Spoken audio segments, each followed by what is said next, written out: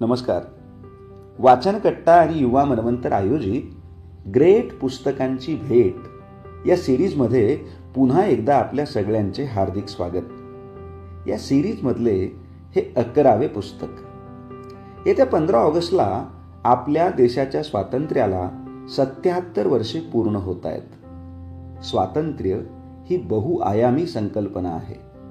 केवळ बंधनांचा अभाव म्हणजे स्वातंत्र्य नव्हे, तर प्रत्येकाला आपल्या अंगभूत सामर्थ्याच्या विकासासाठी मोकळे आकाश आणि अवकाश उपलब्ध होणे अशी स्वातंत्र्य या संकल्पनेची व्याप्ती आहे. अंगभूत सामर्थ्याचा मुक्त आविष्कार हवा असेल तर त्यासाठी आर्थिक समानता अपेक्षित असते. परंतु अशी समानता म्हणजे जणू उंबराचे फूल हवे असावे एवढी अप्राप्य गोष्ट आहे. यामुळेच 15 ऑगस्ट 1947 रोजी मिळालेल्या राजकीय स्वातंत्र्याचा आनंद व्यक्त करतानाच हे अपूर्ण स्वातंत्र्य असल्याचे सांगत यह आजादी झूठी है, देश की जनता भूकी है असा क्रांतिकारी नारा ज्या अण्णाभाऊ साठे यांनी दिला होता, त्यांच्या विद्रोही नायकाची भेट आपणाला घ्यायची आहे. हा विद्रोही नायक आहे फकीरा. फकीरा ही 1959 मध्ये प्रकाशित झालेली आणि वाचक प्रियतेचे नवनवे उच्चांक प्रस्थापित करणारी कादंबरी. एका दृष्टीने अण्णाभाऊंच्या आयुष्याचा, अनुभवाचा आणि त्यांच्या जीवनविषयक व साहित्यविषयक तत्वज्ञानाचा अर्क या कादंबरीत उतरलेला आहे. कादंबरीच्या प्रस्तावनेत त्यांनी नोंदवले आहे, ही कादंबरी केवळ माझ्या प्रतिभेने निर्माण केलेली नाही. प्रतिभेला सत्याचे, जीवनाचे दर्शन नसेल तर प्रतिभा, अनुभूती वगैरे शब्द निरर्थक आहेत असा माझा अनुभव आहे. सत्याला जीवनाचा आधार नसला की अशी प्रतिभा अंधारातील आरशाप्रमाणे निरुपयोगी ठरते. जशी प्रतिभेला वास्तवाची गरज भासते, तद्वतच कल्पनेलाही जीवनाचे पंख असणे आवश्यक असते. आणि अनुभूतीला सहानुभूतीची जोड नसेल तर आपण का लिहितो याचा पत्ताच लागणे शक्य नाही. हा फकीरा माझा होता. जे पाहिले, अनुभवले, ऐकले तेच मी लिहिले आहे. त्यातून हा फकीरा निर्माण झाला आहे. अशा या कादंबरीचे वाचन आणि त्यावरील चिंतन अनेक लोकांनी विविध माध्यमातून प्रकट केलेले आहे. पण MSc इलेक्ट्रॉनिक्स केलेल्या एका विज्ञान विद्याशाखेच्या विद्यार्थिनीला फकीरा वाचण्याची, त्याचा संघर्ष समजून घेण्याची आणि यातून आपल्याला काय जाणवत गेले ते मोकळेपणाने मांडण्याची इच्छा व्हावी, ही गोष्ट युवा मनवंतर परिवारासाठी खूप आनंददायी आहे. आकांक्षा प्रताप कदम असं या विद्यार्थिनीचे नाव. पदवीचे शिक्षण घेत असतानाच ICICI बँकेत ह्युमन रिलेशनशिप ऑफिसर म्हणून काम केल्याचा अनुभव तिच्याकडे आहे. हा अनुभव घेतल्यानंतर इलेक्ट्रॉनिक्स विषयात तिने पदव्युत्तर शिक्षण नुकतेच पूर्ण केले आहे. पण असे असले तरी वाचनाची आवड तिला स्वस्थ बसू देत नाही. म्हणून तर सतत नवनवीन पुस्तके वाचत राहणे हा तिच्या आस्थेचा विषय आहे. भले तिच्या आविष्कारात काहीसे अडखळले पण असेल, पण जे वाटले ते तुमच्यापर्यंत पोचविण्याचा तिचा प्रयत्न कमालीचा प्रामाणिक आहे. आपण तिच्या या प्रयत्नाचे स्वागत कराल आणि अण्णाभाऊंच्या फकीराची भेट घेण्यासाठी या पुस्तकाच्या वाचनाकडे आवर्जून वळाल अशी अपेक्षा आम्ही युवा मनवंतर परिवाराच्या वतीने व्यक्त करतो. नमस्कार, मी आकांक्षा प्रताप कदम. नुकताच यशवंत महाविद्यालय नांदेड येथून इलेक्ट्रॉनिक्स या विषयामध्ये आपले पदव्युत्तर शिक्षण पूर्ण करणारी विद्यार्थिनी. ग्रेट पुस्तकांची भेट या मालिकेमध्ये आज मी आपल्याला अण्णाभाऊ साठे लिखित फकीरा या कादंबरीचे कथन करून सांगणार आहे. अण्णाभाऊ साठे या कादंबरीचे कथन सुरू करण्यापूर्वी अण्णाभाऊ साठे हे होते तरी कोण यांचा परिचय करून देणे मला अगदी महत्त्वाचे वाटते.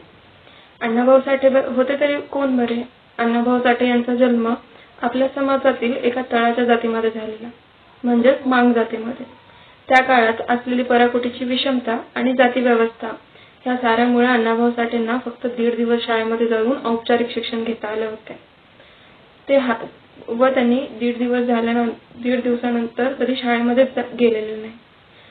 यानंतर ते हाताला पडल ते काम करून आपले जीवन जगू लागले होते व याच काळामध्ये मुंबईतील कम्युनिस्ट नेत्यांच्या नेतृत्वाखाली सुरू असलेल्या एका चळवळीकडे अण्णाभाऊ साठे आकर्षित झाले व त्यांनी पक्षाचे कामही सुरू केले. अण्णाभाऊ साठे यांना कम्युनिस्ट पक्षातील नेत्यांनी सदैव शिक्षणासाठी सातत्याने प्रोत्साहित केले. अण्णाभाऊ साठेंनी आपल्या लेखनामध्ये त्यांच्या सभोवतालचे वास्तव्य मांडलेले आहे. अण्णाभाऊ साठे यांचे लेखन सामाजिक आणि राजकीयदृष्ट्या कृतिशीलतेवरती आधारलेले होते. तसेच ते मार्क्सवादी आणि आंबेडकरवादी प्रवृत्तीचे होते.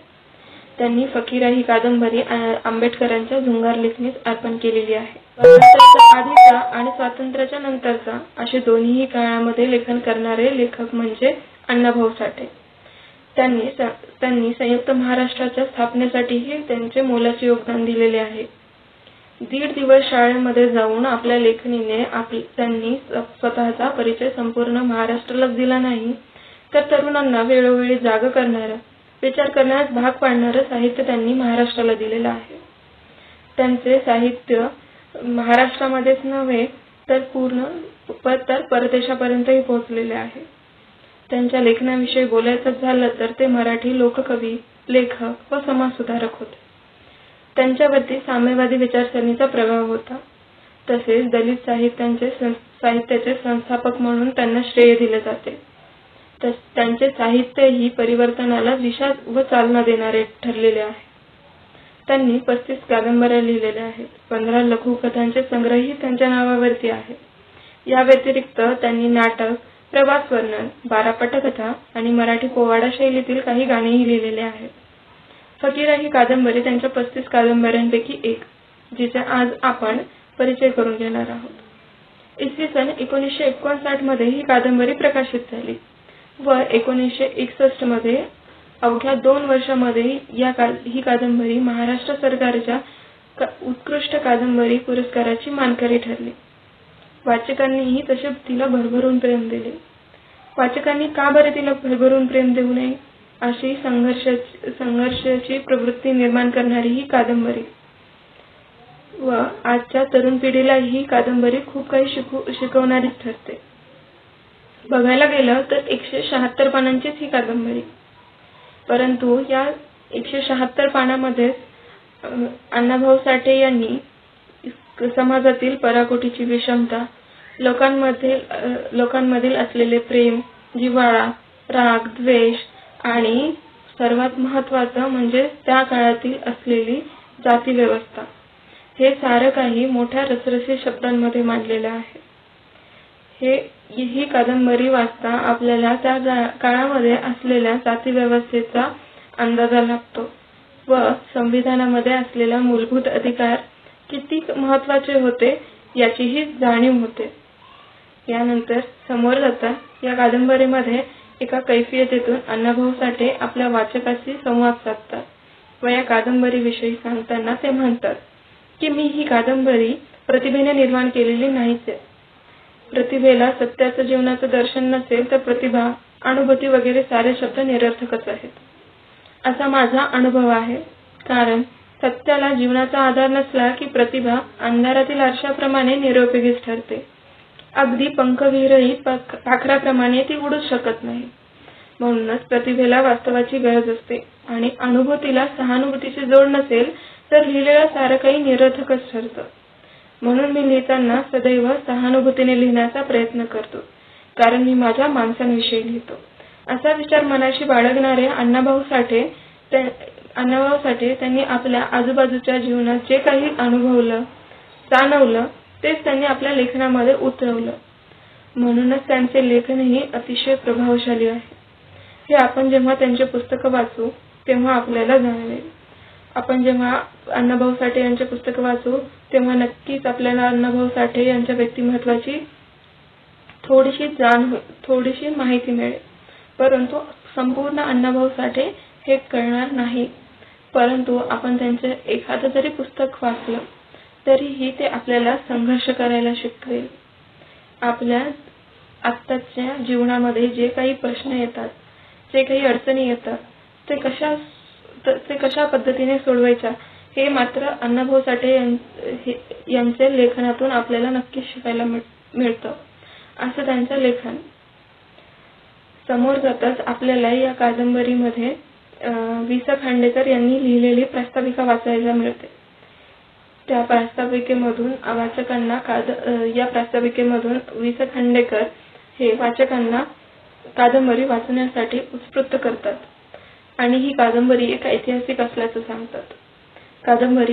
ही कादंबरी ऐतिहासिक असल्यामागचं कारण म्हणजे ही कादंबरी इंग्रज अंमल प्रस्थापित झाल्यानंतर त्या शतकाच्या आरंभी दक्षिण महाराष्ट्रातील खेडेगावाच्या परिस्थितीचं, विशेषतः एका खेड्यातील मांग जातीचं व तिच्यातील शूरवीर बापालिकाचं चित्रण करणारी ही कादंबरी आहे. अण्णाभाऊ साठे यांचा जन्मही याच जातीमध्ये झालेला. प्रत्येक ललित लेखक कळत न कळत आपल्या आत्मचरित्राचा वापर ललित लेखनामध्ये करीतच असतो व अण्णाभाऊ साठेंनीही तो केलेला आहे. म्हणूनच या कादंबरीला एक जिवंतपणा निर्माण झालेला आहे.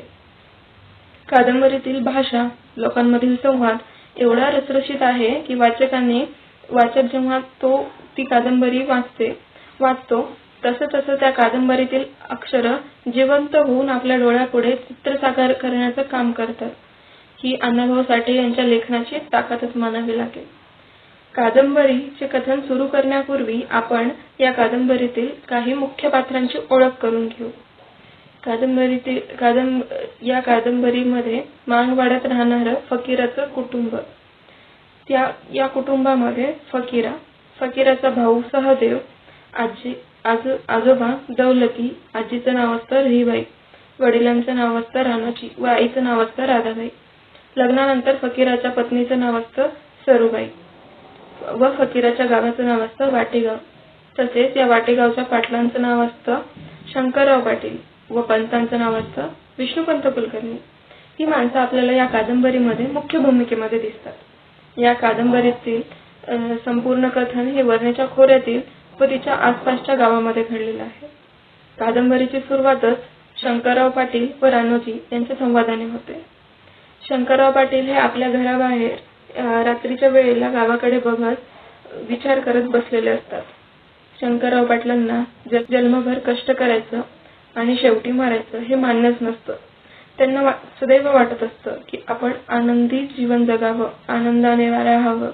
परंतु वाटेगावचं चित्र काहीसं उलटच होतं व त्यांना जाणवतं की वाटेगावामध्ये रात्र होताच काळोखाचं राज्य निर्माण होतं. रस्त्यावरती एक माणूसही चाललेला दिसत नाही असं हे गाव. तेवढ्यातच हे सगळा विचार चालत असताना शंकरराव पाटलांना वाटत असतं की कोणीतरी आपल्याजवळ यावं व आपण त्याच्याशी संवाद साधावा. हे सगळा विचार त्यांच्या मनामध्ये चालत असताना गावामध्ये येणाऱ्या वाटेवरून त्यांना कोणीतरी येत असल्याचं जाणवतं व घोड्यांच्या पावलाचा आवाज येतो. हा आवाज येताच शंकरराव पाटील रस्त्याकडे बघत म्हणतात, कोण आहे तिकडे? तितक्यातच रस्त्याने येत असलेला राणोजी शंकरराव पाटलांना म्हणतो, मी आहे पाटील राणोजी मा. असं म्हणत तो शंकरराव पाटलांच्या जवळ येऊन बसतो. शंकरराव पाटलांना त्यांच्या गावावरून काही मैलावर असलेल्या शेगावचा फार हेवा वाटत असतो. ते राणोजीला म्हणतात, आपल्या गावात काही समृद्धीच नाही. शेगावात एका वर्षात 3 जत्रा होतात. बाजीबा खोतासारखी बलाढ्य माणसं त्या गावामध्ये राहतात. बाजीबा खोतांनी जोगणी पळून आणून त्या गावामध्ये जोगणीची यात्रा भरवली. आपल्या गावामध्ये एका वर्षामध्ये 1 जत्रा होते आणि त्या जत्रेलाही मड्याला माणसं जमावी एवढीच माणसं येतात. तर गावामध्ये समृद्धी कशी नांदेल? शेगावामध्ये वर्षाला 3 जत्रा होतात म्हणून त्या गावामध्ये ते गाव समृद्ध आहे, त्या गावामध्ये समृद्धी नांदते. बाजीबा खोतासारखी माणसं बलाढ्य माणसं आपल्या गावात नाही आहेत याची खंत व्यक्त करतात. त्यावरती राणोजी म्हणतो, कशी नाही आहेत? पंतासारखी आणि तुमच्यासारखी वाघाला गाव लावणारी माणसं आपल्या गावामध्ये आहेत की? त्यावरती पाटील म्हणतात, अरे वाघाला दाव लावणं एक वेळेला सोपंच काम आहे, परंतु जोगणी आणण्यासाठी मात्र डोंगरा एवढा काळीज हवा आहे आणि ते काय माझ्यामध्ये नाहीये. हे ऐकताच राणोजीचं मन आता उगीच कावरं झालेलं होतं. तो तिथून उठतो आणि आपल्या घोड्यावरती बसून घराकडे निघतो. राणोजीचं घर गावापासून एका हाकेवर असलेल्या मांगवाड्यामध्ये होतं. याच प्रसंगी कादंबरीमध्ये अण्णाभाऊ साठे यांनी मानजातीच्या लोकांचे समाजातील स्थान, समाजाकडून त्यांना दिली जाणारी वागणूक, त्याच्यामधून होणारे त्यांचे हाल, परिस्थितीने त्यांना कसं घडवलं, या सर्व गोष्टींचा मोठ्या साध्या शब्दामध्ये परिचय देतात आणि आपल्याला ती जाणीवही होते. रानोजी घरी पोहोचताच दौलती त्याला विचारतो, आज उशीर का झाला? दौलती म्हणजे रानोबाचे वडील. आज उशीर का झाला? त्यावरती रानोजी म्हणतो, काही नाही, पाटलांनी थांबवलं होतं. हे सगळं झाल्यानंतर सर्व कुटुंब जेवायला बसतं. जेवायला बसल्यानंतर दौलती परत एकदा रानोजीला म्हणतो, काय म्हणले पाटील? त्यावरती रानोजी म्हणतो, काही नाही, दोघणीचा विषय निघला होता. व तिथेच बसून असलेला लहानसा फकीरा उद्गारतो, आबा की ही जोगणीची भानगड आहे तरी काय? त्यावरती दौलती म्हणतो, भानगड कशाची? 12 बलुतेदाराचा खेळ आहे हा. 2 भोवती नवरा नवरी होतात आणि नवरीच्या हातामध्ये खोबऱ्याची वाटी दिली जाते. ही वाटी एका पिवळ्या कापडामध्ये गुंडाळलेली असते व हिची पूर्ण गावभर वरात निघते. परंतु ही जर वाटी एखाद्या परगावच्या माणसाने चोरली तर ती जोगणीची यात्रा पुढच्या वर्षीपासून त्या परगावामध्ये भरते. परंतु जर हे परगावची शीव ओलांडण्याच्या आधी त्याच गावातील माणसाने त्या माणसाला पकडलं तर त्याचा शिर कापून ती जोगणी आपल्या गावामध्ये वापस आणण्याचाही रिवाज आहे.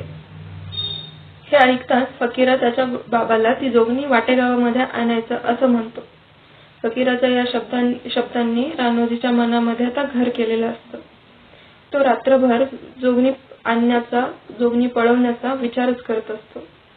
दुसऱ्या दिवशी पहाट होताच दुपारी फकीराचे वडील म्हणजेच रानोजी तलवार घेतात आणि शिगाव मध्ये जोगणीच्या यात्रेला निघतात व रात्रभर ज्या पद्धतीने त्यांनी विचार केला त्या पद्धतीने ते जोगणी पळवतात. जशी रानोजीने जोगणी पळवली तसाच शिगावामध्ये आक्रोश होतो. जोगणी गेली. हा आक्रोश ऐकताच बाजीबा खोताचा मुलगा म्हणजेच बापूजी खोत हा रानोजीच्या मागे धावतो. रानोजीने वाटेगावची शीव ओलांडलेली असताना सुद्धा रीत मोडून बापूजी खोत रानोजीचं शिर कापतो आणि आपल्या गावाला जाऊन वेशीला टांगतो. या घातामुळे वाटेगाव शिगावावर उलटलेलं असतं. परंतु बाजीबा खोत समजदारी दाखवत आपली चूक मान्य करतो आणि रानोजीचं शिव वाटेगावकरांना परत देतो. आता पुढच्या वर्षीपासून ही जोगणीची यात्रा वाटेगावामध्ये भरणारी असते. दौलतीच्या घराचा मानही गावामध्ये तसा वाढलेलाच असतो. दौलती व गावातील सारी माणसं दौलतीच्या घरी येतात. गावातील सारी लोक दौलतीला सांगतात की आता गाव तुम्हाला अंतर देणार नाही. पण कधी मागवाड्यामध्ये पाऊल न ठेवणारे पंतही आता रानोजीच्या घरी येऊन म्हणतात की आम्ही पोरांना जगू. रानोजीने जे आमच्यावरती उपकार केलेले आहे ते आम्ही फेडू. बघता बघता आता 1 वर्ष झालेलं असतं. जोगणीची यात्रा वाटेगावामध्ये भरलेली असते. दौलती आपल्या नातवंडाला घेऊन रानोजीला नैवेद्य दाखवायला घेऊन जातो व रानोजीच्या पाया पडायला सांगतो. तसं पोरं पायाही पडतात व तिथली माती पोरांच्या कपाळाला लागते. घरी आल्यावरती ती माती राधाबाईला ओळखायला येते व ती आपल्या मुलांना त्या मातीला न विसरण्याची शिकवण देते आणि बापासारखं मोठं होण्यास सांगते. अशाच काही प्रसंगांनी कादंबरी समोर सरकते. आता फकीरा मोठा झालेला असतो आणि राधाबाईंनी दिलेल्या शिकवणीनं, बापाच्या कीर्तीला साजेशा वर्तनानं तो गावाचा लाडका बनलेला असतो. एका वर्षी बापूजी खोत जोगणी वापस नेण्याचाही प्रयत्न करतो. परंतु फकीरा त्याला यशच येऊ देत नाही व त्यानंतर कधीच तो जोगणी परतही जाऊ देत नाही. समोर एक प्रसंग येतो. ह्यातून आपल्याला फकीराच्या व्यक्तिमत्वाची अजून एक बाजू स्पष्ट होते. कादंबरीमध्ये आतापर्यंत आपल्याला फकीराचा शूरवीरपणाच बघायला मिळालेला आहे. परंतु हा प्रसंग फकीराच्या व्यक्तिमत्वाची अजून एक बाजू स्पष्ट करतो. प्रसंग असा आहे की तापसरी नावाची महामारी पसरते. पसरत ती वाटेगावामध्ये येऊन पोहोचते. या तापसरीमुळे मुंगी मरावी अशी माणसं मरत असतात. उपाशी असलेल्या लोकांना अजूनच लवकर मारते. तसेच वाटेगाव मृग नक्षत्र आलेलं असून सुद्धा पाऊस पडलेला नसतो. त्यामुळे अन्नाची काही व्यवस्था वाटेगावामध्ये नसते. सारेच लोक माग उपाशी असतात. यामुळे महामारी या लोकांवरती आपला रुद्र रूप दाखवते. माणसं तर एवढी मरत होती की आता मडी जाळण्यासाठी लाकडंही संपलेली होती आणि गोरी खंदायला कोणामध्ये त्राणही नव्हता. म्हणून एका गोरीत बसतील तेवढी मडी पुरली जाऊ लागली होती. उपाशी मांगांवरती ही महामारी मृत्यूचा तांडवच दाखवत होती. आता फकीराला हे बघवलंच जात नव्हतं. म्हणून फकीरा मदत मागण्यासाठी पंतांकडे जातो व पंतांना आपली होणारी हालापेक्षा सांगतो. परंतु पंत म्हणतात की मी एक पत्र लिहून सरकारला कळवलेलं आहे, पण त्यांचं काही उत्तरच आलेलं नाहीये. मी फक्त मृत्यूची नोंद करणारा झालेला आहे. यावरती फकीरा म्हणतो, आम्ही करावं तरी काय? पंत म्हणतात, काही करा, परंतु मरू नका, जगा. कुत्र्यासारखं मरूच नका तुम्ही, जगा. पंतांच्या या शब्दांनी फकीराला जणू काही बळच येतं. तिथून तो वाऱ्याच्या वेगाने मांगवाड्यामध्ये निघतो व मांगवाड्यामध्ये जाताच 150 लोकांना जमवतो आणि सरकार विरुद्ध बंड करण्याचं ठरवतो. लखलखत्या तलवारी घेऊन हे सारे माळवाडीच्या माळकऱ्याला लुटायला निघतात व तिथून फकीरा धान्य वाटेगावामध्ये घेऊन येतो आणि या दिवशी सारा मागवाडा पोटभर जेवलेला असतो. हे धान्य फकीरा साऱ्यामध्ये समान वाटून देतो. सकाळ होताच प्रांत साहेब लष्करासह गावामध्ये येतात. त्यांना सर्व गावकऱ्यांकडे भाकरी सापडतात. ह्या भाकरी सर्व गावकऱ्याकडे सापडणं म्हणजे जणू चोरीचं सबूतच सापडल्यासारखं होतं व प्रांत साहेब फकीराला अटक करतात. ही बातमी पंतांना समजताच ते मांगवाड्यामध्ये येतात.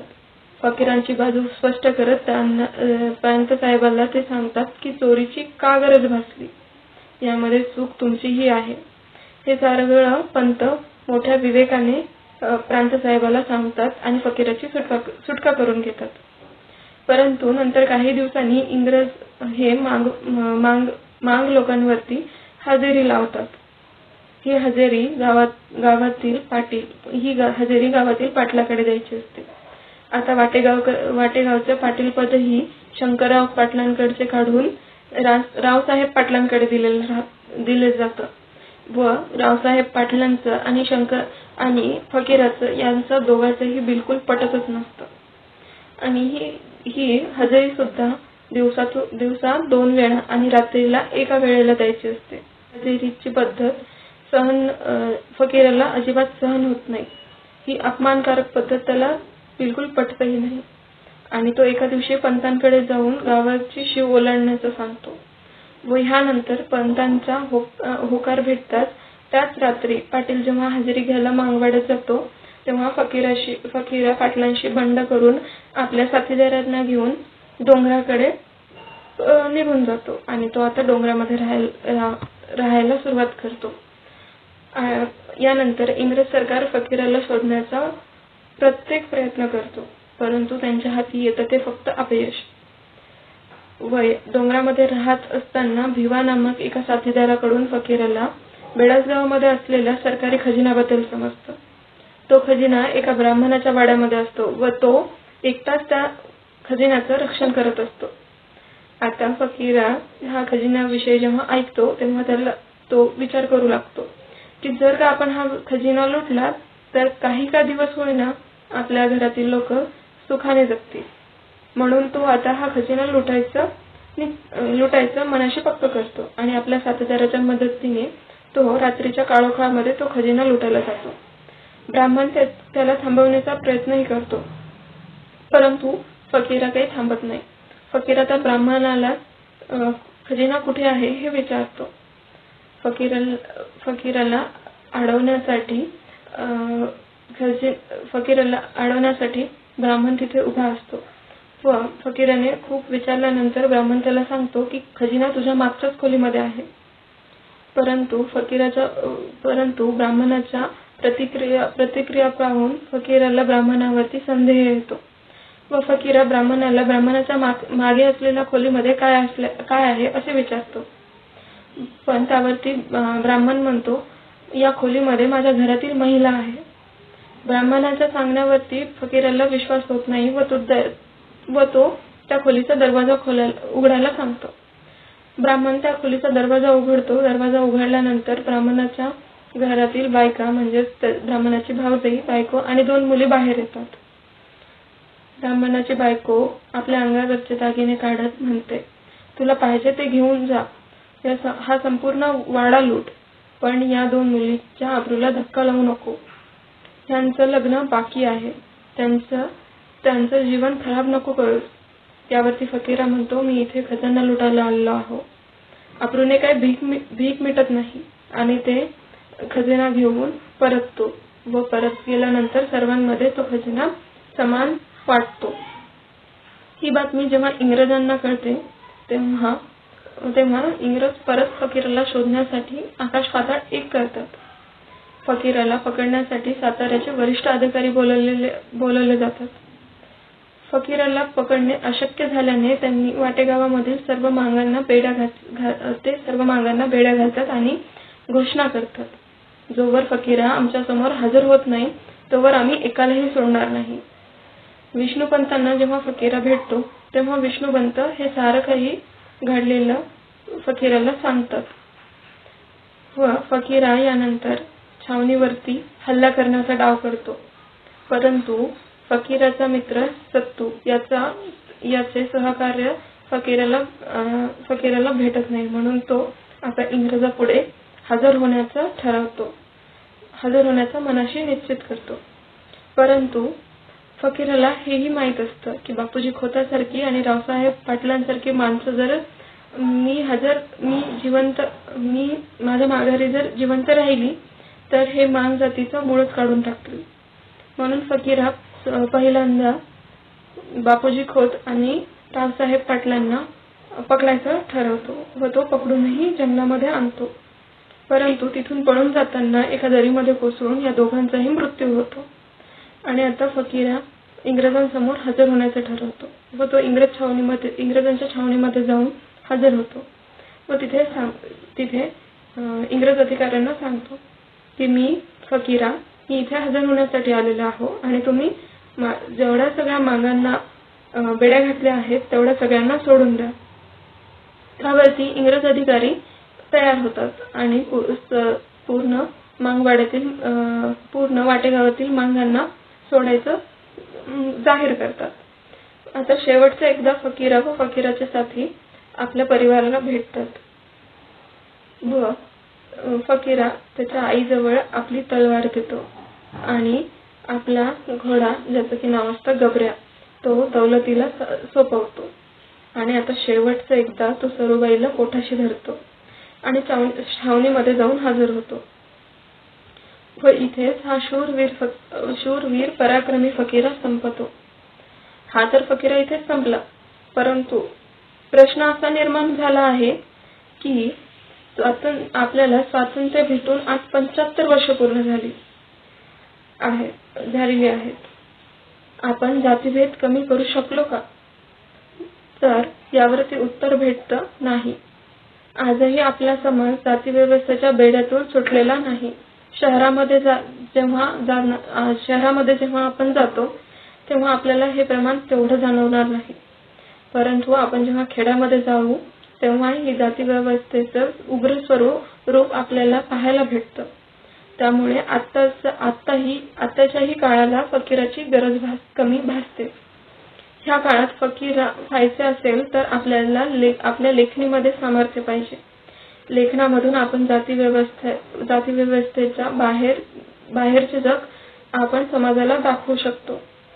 स्वातंत्र्यापूर्वी इंग्रज लोक आपल्यावर आपल्याच लोकांच्या मदतीने अत्याचार करत आणि आत्ताही ते प्रकार बघायलाच मिळतो. फक्त फरक एवढा आहे की आता इंग्रज नाही तर आपल्यातील सत्ताधारी माणसं सामान्य माणसाची पिळवणूक करतात. पण ह्याला थांबवणार कोण? आजचा युवक तर तंत्रज्ञानातच भरकटत चाललेला आहे. त्यावेळी अण्णाभाऊ साठे सारखे लेखक आपल्या फकीरासारख्या कादंबरीतून युवकांचं सळसळतं रक्त जागं करण्याचं काम करतात. म्हणून आपण कथा, साहित्य, कादंबऱ्या ह्या वाचल्या पाहिजे.